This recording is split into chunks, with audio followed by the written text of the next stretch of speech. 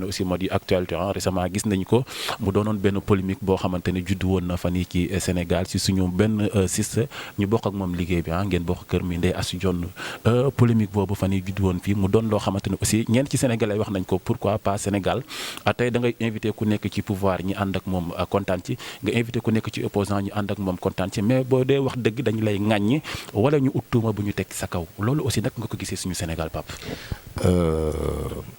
dafa méttee wax réew mi ñu nekk dafa méttee wax par parloo gi dafa àndatul ak xel.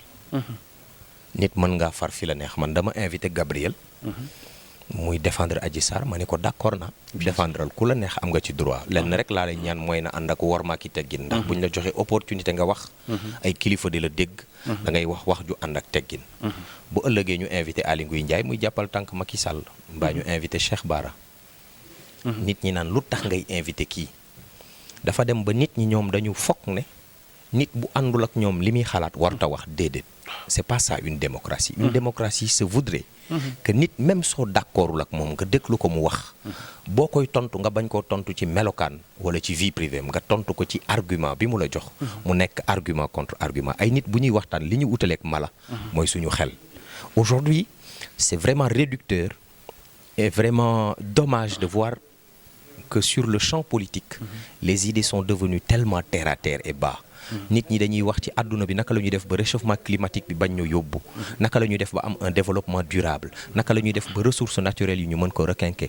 naka la ñuy def ba infrastructure yi mën a développer naka la ñuy def ba ñun ñu jóge ci ñaar fukkeelu réew ak juróom bi gën a ndóol ci àdduna bi ba dugg ci réew yi gën a émergent dans l'Afrique et aujourd'hui malheureusement nos politiques et leurs alliés se limitent à des débats de ëmb na tëddee nañ ko violé nañ ko yàqante bi suñu biir ak tuumal bi ñu tegaat tu te dis est-ce que c'est ça que je veux pour mon pays quand tu dis lii warul la nekk débat bi feneen la war a nekk dañ naan yow kon li nga wax comme dafa arranger gouvernement bi yow tu es un vendu soo waxee benn vérité boo xam ne ça agace le gouvernement ils vont dire yow da nga ànd ak opposition bi et c'est pas ça aujourd'hui on doit laisser la presse la liberté de s'exprimer boo jàkkaarloog nit nga laaj ko ki fi nekkut bu fi nekkoon lim ko war a laaj mu indi ay réponses par rapport aux arguments et puis ça aussi le rôle de la presse doit influer là-dessus presse bi léegi ñaare koo ci jël am na ko muy jàppal tànk ngemb mbërëm te loolu li muy yàq ci réew mi moo ëpp parce que baadoole yi ñoom ñu ngi toog di xaar bu ñu demee marché seen leket la cay dugg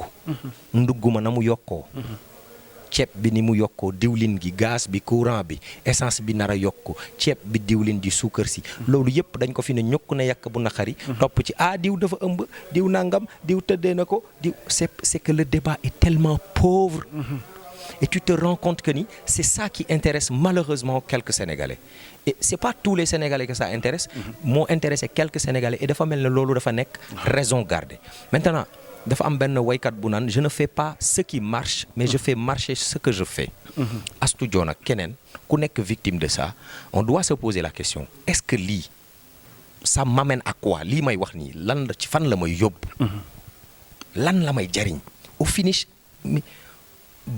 excusez-moi du terme on s'en fout quoi c'est pas notre vie c'est sa vie surtout akantumaak nag bi nga xamee ne ay tuumay képp la ngir yàq deru doomu aadama wala bëgg koo décrédibiliser moo tax ma ni xam lépp wax lépp baaxul ndax nit a ngi toog yor junniy milliards yi problème wër tuuti problème mu doomu aadama di ko jéem a wili pande wala di ko jéem a weer bu ñëpp defoon noonu fi ñuy dëkk day nekk jungle boo waxee nit lu ñaaw dama koy wax sama xarit yi dama naan leen xuloo ñett la waxal nit ki li nga ko xamal boo nuppee waxal ko li nga ko déggal boo nuppee sosal ko bu nit tàmbalee sosal la nag na xaare lu ne koo fi jëloon tey sosal ko ne ko sa baay du sa baay sa xaritu baay mooy sa baay mu métti ko lool te fi nga koy jaarale mooy ci rajo ci télé ci internet te yàlla may nañu fa doole mais comme yàlla daf ñu gindi ñu nekk ay nit ñu am xel ak yar ne du ñu wax lu ñaaw dañuy utiliser suñu opportunité bi ñu yàlla jox ngir wax lu baax rikk waay nañu encourager ñiy def loolu te bañ leen a ut a xarab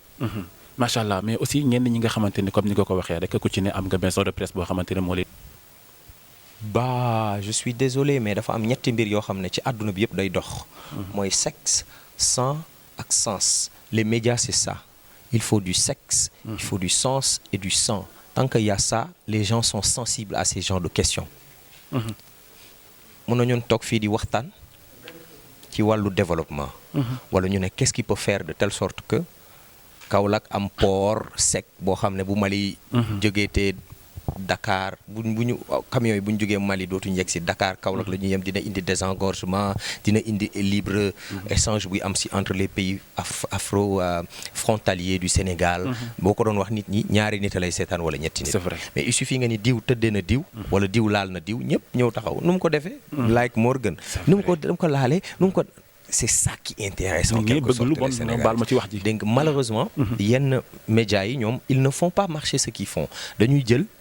seen outil médiatique wala seen influence bi ñu am ñu utiliser ko ci wax yoo xam ne ça n'a ni queue ni tête. Quand tu parles de quelque chose d'autre, les gens disent ouais yow li ngay wax ñëw di la saaga, et quand tu te rends compte ces pages qui font ça, ces animateurs qui font ça, ils occupent le devant de la scène, ils font le buzz. Mais le buzz c'est éphémère. laajal Alioune Mbaye Nder.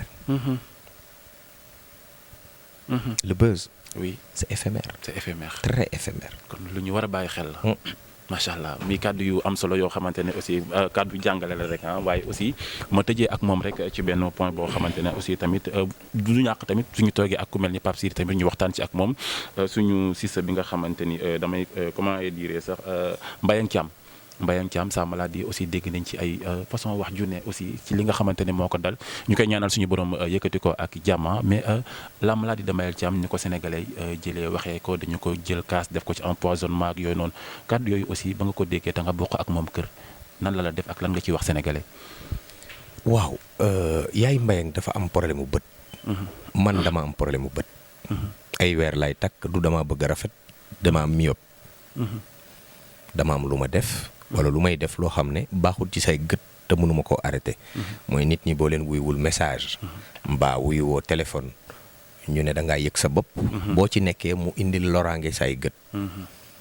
nga def choix wu ut ay lunettes ngir sa myope bi nga am mu bañ a empiré wu.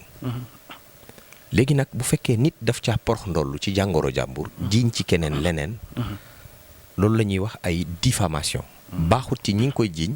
baaxut ci yow mi koy jiiñ ndax bés dina ñëw ñu sang suuf sa kaw. nga war a layoo jëf ji nga wax ji nga wax wala tuuma yi nga teg doomu jullit. dafa am benn waay bu ma mës a dégg mu lim ay nit ñu bari dal ne ay góor jigéen lañ. ma ne astafirullah ay waay lii bu la ko àdduna jaral leeru la li ngay wax buñ la woowoon ci kanamu yoon ne la li ngay wax foo ko teg doo am fenn foo ko justifier. dama am benn facilité bu ma xaw a am bu ma nit ñu nettalee benn affaire ba pare dama naan la foo ko teg wala qu'est-ce qui le prouve. boo ko prouvé ma gëm la boo ko prouvé wut ma xam ne man ngaa jóg rek sosal nit ne Alaaji nangam bu Sénégal Buzz xam nga ko. moom de nangam la. léegi yow bu fekkee da nga yem ci déggu version kooku rek dégluwoo keneen ki.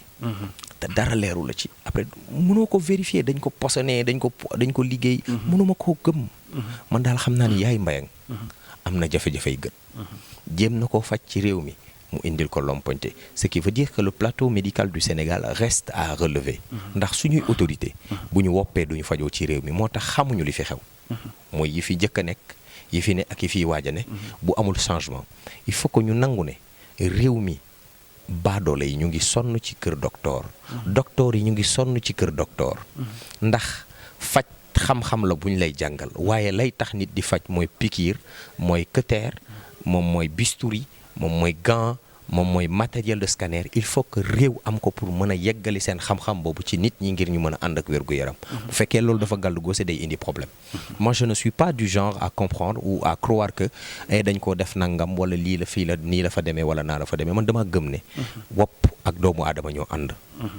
tànk duggoo ci bàmmeel doo denc di ko def. kër docteur du ñu say noon say bokk lañ waaye bu fekkee ñoom it dañ leen a yóbbu arme guerre ba pare joxuñu leen arme yu ñu xeexee. day jafe ci ñoom ngir ñu mën a gañe xeex bi ñuy xeex. comme c'est un problème de tous les jours. Il faut que nous réfléchissons ensemble sur un État qui pourrait prendre en considération d'abord pour commencer à dire à nos autorités religieuses, étatiques et coutumière ne leen réew mi dootoo leen fi génn di fajooti. bu ñu ko defee benn yoon ñaari yoon xam ne bërëb sangam jàngoro sangam mu ngi fay faagaagalay doomu aadama dinañ ci uti pexe ndax du ñu bëgg denc mbaa du ñu bëgg seen jaboot denc waaye bu fekkee dañ ñoo bàyyeek l'hôpital yi ak la fa nekk matériel bu ñu ko jëndoon bàyyi ko ci hôpital bi bu fa defee 10 ans mën naa xëy mu am ay benke ñenke. ay benke ñenke ci loolu aussi laay profité rek Pape ma tëjee ko rek ci grève bi nga xamante ne aussi ñu nekk ci hôpitaux yi tamit ñu ngi koy def ak fi jamono toll nit ñi wéruñu jafe-jafe yi bëri na si nit ñi yooyu aussi lan nga ciy yëkkati rek ñu daal di tëj. waaw dafa am seen nas ndaw su ñàkk bakkanam. soo xam ne mën nañoo gëm ne.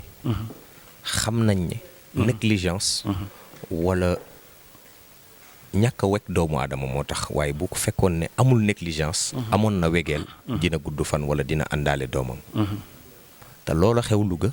mu ngi xew fu ne ci biir réew mi. nous sommes autant que nous sommes tous d'accord que hôpital yi am nañu problème mu. accueil ak problème mu prise en charge. ak problème mu formation. qui fait quoi. loolu mooy bi njëkk. bi loolu amee ba. soxna soosu Louga génn àdduna. dafa am jeexital yu ci am. on en a parlé dans une émission. mu créé benn boucan bu extraordinaire et le lendemain mardi lañ ci wax mercredi. ñu def conseil des ministres. jël ay mesures yu drastiques pour radier. wala pour démier de ses fonctions le directeur de l'hôpital de Louga. Qui par la suite on nous a dit que c'était un bon directeur peut-être. waaye mënoo def sanction ndax. Batolo Joola bi mu suuxee Abdoulaye Wade yemul woon ci dàq ministère de tutelle bi dafa dàq ba dàqaale Mame Madior Boye fa la wàcce woon. Contraindre à démissionner pour sanctionner un gouvernement d'avoir laissé des gens mourir sans pour autant ñu am ay solutions. beneen bi des mooy bu ñu nee ñii dañu leen a jàpp teg leen loxo. dafa am lu ñuy wax mandat dépôt ak contrôle judiciaire. man day sama xam-xam mooy képp ku ci bokk. nan ko jàpp tëj ko ndax boo sàgganee ba bakkanu doomu aadama rot. yow tu dois être sanctionné. li ma jàppoon mooy bu ñuy sanctionné ñu sanctionné directeur bi sanctionné ministre bi. bu ñu ko defee. dinañ xam ne l'État a une réelle volonté. de résoudre ce problème waaye jàpp ay pauvres sages-femmes tëj leen ne leen mandat de dépôt de 6 mois après on mène une enquête. koo xam ne dawut génnut puusut paasut nee ko dañ lay def contrôle judiciaire chaque nangam sangam ñëwal pointé ba ñu xam ne yaa ngi fi. boo ko deful daañu la fekk sa kër. ba pare mener enquête bi rigoureusement. ñëpp ñi ci bokk nga jàpp leen denc leen ci kaso bi parce que dañu fauté. waaye bu fekkee da ngaa xëy ay sage-femme banque seeni yoxo ne ñoom dootuñ def dara. journée sans accouchement. c'est très grave pour un pays. extrêmement grave pour un pays moo tax ñu war a bañ a woroo. gis-gis fajkat yi ak askan wi. ndax. ñi ñu yilif bu ñu woppee du ci hôpital yooyu la ñuy fajoo. bu ñu woppee ñu ngi fajoo ji ci clinique yi gën a xaay. wala ñu fajoo ji bitim réew. ñun baadoole yi ñooy jëflanteeg médecin yi ak kër docteur. bu nit ñi fexee ba ñoom ñu jéem a fànq seeni loxo ñun la ñuy lor. ñu nit bu ñu nit ñi jaxas ñu fexee ba nit ñi amal dans sage-femme yi wala waa kër docteur. dafay indi problème. moo tax il faut trouver le juste milieu il faut que justice soit faite. mais que la justice soit applicable à tous les niveaux et doit sanctionner toutes les personnes qui sont intervenues de près ou de loin à cette affaire. Et sans complaisance. waaye man jàpp naa ni ay nit nag wax dëgg yàlla waruñu def njombe lu ni toll ba pare ne dañuy def grève. c'est-à-dire réew mi. ci structure publique yi nit dootu fi juddu. dafa grave. ak fi jamono toll nga xamante ne wéradi bi dafa bëri. nit ñi kenn wératul loolu dafa grave quoi. c'est-à-dire nous on est sage-femme et on fait une grève. personne ne va voir le jour c'est extrêmement grave et je pense que il faut que ñu déglu leen ñoom it. sage-femme yi ñu wax lan mooy seen ay problème parce que sage-femme yi bu ñu décidé woon a wax yow ci sa bopp nga ragal dem l'hôpital. wallaay dëgg la. personnel de santé yi bu ñu décidé woon a avouer. nga ragal a dem l'hôpital nga ragal a dem kër docteur ndax dafa mel ne kër docteur moo gën a wopp malade ya fay dem. fi ki nit ki feebar yaakaar pour wéer fa léegi fa lay ragal a dem parce que jàpp na ni bu fa demee dafay ñàkk bakkanam. c'est dommage. il faut une réelle volonté politique. tout revient à la politique. dafa am benn xaalis boo xam ne dañ koy jot soit dañ koy leb ci saw tur. leb ko ci saw tur wala ñu ko génnee sa koppar ma génne sama koppar ñu boole ko mu tudd ay impôt. ñu dajale loolu ne xaalis bii nañ ko yóbbu kër docteur. xaalis bii nañ ko yóbbu kër sport. xaalis bii nangam.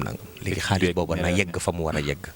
ñu bàyyi séminaire yeeg conférence à n'en plus finir yi. surtout xool naka la ñuy def. ba réew mi ñi ko dëkkee. te nekk ci di ci góorgóorlu.